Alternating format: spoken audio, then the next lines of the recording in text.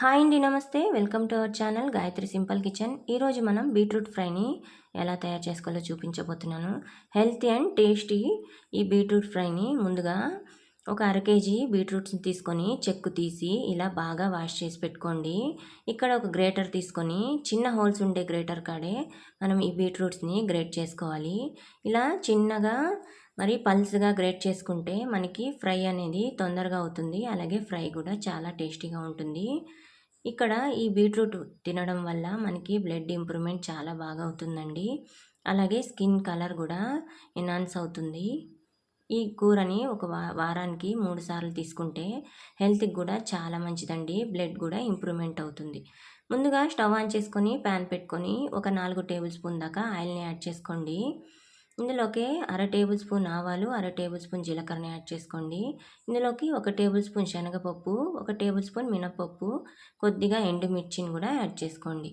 వీటన్నిటిని కొద్దిగా colour change అయ్యేంత వరకు వేయించుకొని మనం తురిమి పెట్టుకున్న ఈ బీట్రూట్లని ఇందులోకి యాడ్ చేసుకోండి.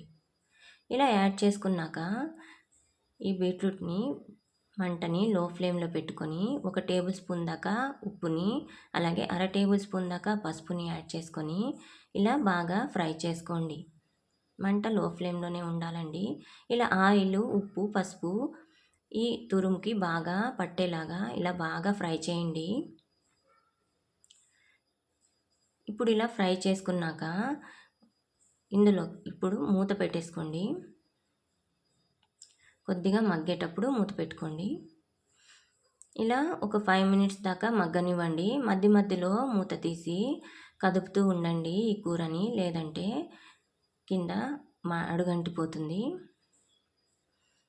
ఇలా ఫ్రై చేస్తూ ఉండాలి. ఇదిగోండి, మనం వేసిన క్వాంటిటీ కన్నా కొంచెం క్వాంటిటీ తగ్గొచ్చింది. అలాగే బీట్రూట్ కూడా బాగా మెత్తగా ఉడికిపోతుంది. ఇప్పుడు మూత తీసి ఇందులోకి ఒక స్పూన్ దాకా కారాన్ని యాడ్ చేస్తున్నాను. అర టేబుల్ స్పూన్ ధనియా పౌడర్, కొద్దిగా కచ్చపచ్చగా క్రష్ చేసుకున్న వెల్లుల్లిని కూడా యాడ్ చేస్తున్నాను. ఇదిగోండి, క్వాంటిటీ కూడా తగ్గిపోయింది. అలాగే బీట్రూట్ కూడా బాగా ఫ్రై అయిపోయింది. వీటన్నిటిని యాడ్ చేసుకున్నాక ఇలా బాగా ఫ్రై చేసుకోండి. అంతేనండి, బీట్రూట్ ఫ్రై అనేది మనకి ఇక్కడ రెడీ అయిపోయింది. హెల్తీ అండ్ టేస్టీ, అలాగే చాలా బాగుంటుందండి. ఇది రోటీస్లోకి కానీ, చపాతీలోకి కానీ, అన్నంలోకి కానీ ఏ దాంట్లోకైనా ఈ కాంబినేషన్ కర్రీ చాలా బాగుంటుంది. ఇక్కడ నేను సర్వింగ్ బౌల్లోకి సర్వ్ చేసుకుంటున్నాను. Thank you for watching my channel. Please like చేయండి, షేర్ చేయండి, సబ్స్క్రైబ్ చేసుకోండి.